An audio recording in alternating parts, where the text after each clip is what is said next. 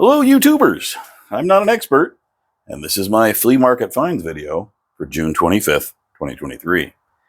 So I started off the day thinking, I'm not going to buy anything unless it's really special. And then driving over to my friend's house, I passed a tool sale.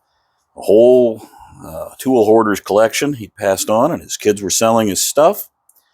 So the first item I got there was this, which is an arbor for a grinding wheel or polisher. And it has a belt drive, some bushings. It's got little oil caps, which are really neato to oil it. And then you would have the belt would run through a hole in the table, and the motor would go below. I already have a couple of motors with the pulleys on them, so I'm ready to rig this up. And I think I'm going to make a polisher out of it. Usually polishers have a lot longer arbors on them, but it'll be fun to use. We'll see if I ever get to it, but that's kind of a neat item. The next item they had was this distant handsaw. This is a pretty modern one. You can tell a distant saw real easily by how flat the handle is. The less rounding they've done, which is almost none on this one, means it's a fairly modern saw, but it seemed pretty sharp. It's a size I don't have, and I was bundling things, and I got some really good deals there. Another tool I got was this is a tap handle. I needed a new tap handle because I bought a cheap tap set, and they usually fall apart because they're made of pot metal. This one is made in the US, a little better quality. Should hold up for the occasional tapping that I do. An odd pair of pliers. These say Bluebird USA, forged alloy steel. And you can see they're designed to kind of grab around round objects or maybe nuts. I'll have to look that up. But these have an interesting thing on the handle. Now, it doesn't fit over the others, doesn't keep them closed. So it must have been for some other purpose. Maybe some kind of an extension, so you could really get some leverage. I don't know. But they were neat, and I didn't have a pair. And like I said, I was bundling things. Just a magnetic screwdriver for the bits with the handle. These are real common. I just like them, and I wanted another one because I like to keep track of the bits. Another Yankee screwdriver. I actually bought this, it was $3, but I bought it for the bits because it had a Phillips bit and a couple others. So really, I just bought it for the bits. I probably won't keep that. A Yankee screwdriver. Okay, this kind does not have the spring in it. I did not know there was a kind of the large size that didn't have a spring. Needs a little oil. But apparently that's a thing. So, you know, just kind of a thing to add to my old tool collection. It's in nice shape. The last thing I bought from that sale, besides a few things from the free pile, which I'm not even going to bother showing you, like an old ruler, this little hammer. Now, it had duct tape and duct tape all over the handle. I have hammers like this, but I have two workbenches, and so now each workbench has its own little tiny ball-peen hammer. I sanded the handle down because it had glue all over it from the duct tape. It's kind of beat up. It's got a lot of nicks and stuff in it, but it's still perfectly serviceable. Okay, let's see. Then we went to the flea market, which was the whole point of today. First thing I found was this odd doohickey. It has a square shank for putting it in a bit brace, and it has a bit brace chuck on the other end, which is an adapter to turn bit brace to bit brace. Makes no sense. But in the middle, it has this contraption, which is threaded on here, and it has this knob that lets you turn it. And I guess you crank on this to pull this contraption towards the top. It looks almost like a sprinkler knob. I looked this up on eBay because I did not know what it was. I put a short out saying, if you know what this is, write it down below. So if you know what it is, just for fun, stop the video and comment. Say, yeah, I know what that is. Then I'm gonna tell you what I think it is based on the eBay.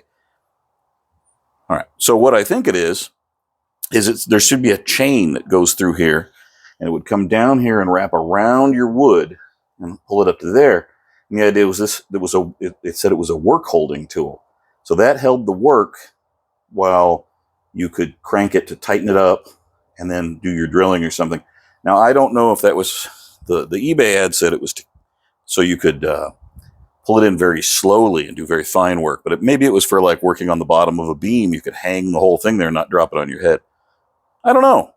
If you know more, let me know. I'd love to see some comments on it. It's kind of a unusual tool. I paid $10 for it. I hope it's worth more than that. We'll find out. Or maybe we'll never find out. You never know. Now, I went by one of my favorite tool sellers, and we were talking about the value of another old tool, and he sold me this. This is a Stanley number 80 cabinet scraper. And neither one of us knew what it was worth, and I wasn't smart enough to look it up on my phone. But he offered it to me for $15. It does have a little bit of a blade in it. Not much. It barely sticks out. But the blade's in there. Anyway, it turns out on eBay it's worth about $15. So I didn't pay too much, but I didn't make any screaming deals on it. But I do like old Stanley stuff, so I'll probably just keep it.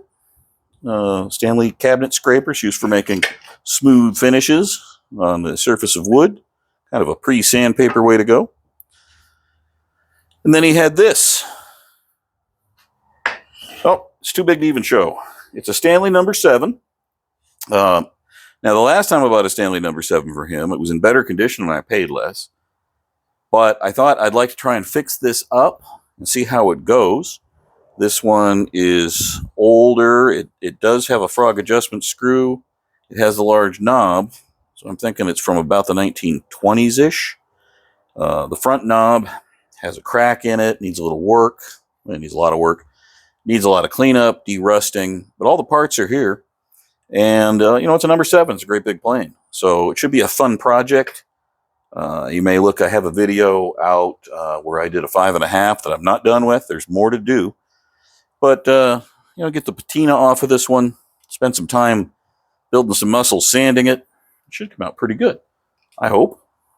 It's kind of a fun thing to do. I probably won't keep it. I'm thinking about, I got a couple of Stanley planes I don't really want to hang on to forever.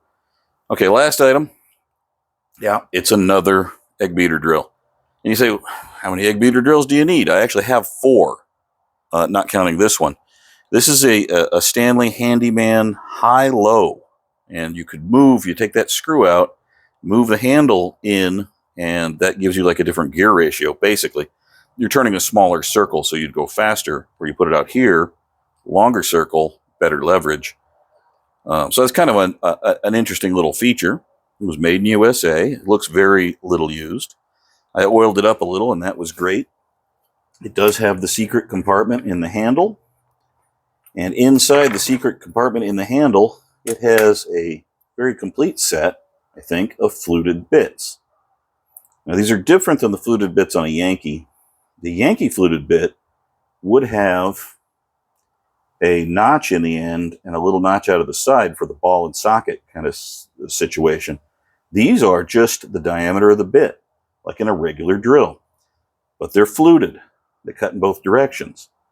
That's really interesting. I did not know that they even had these, and Stanley sold them in these drills.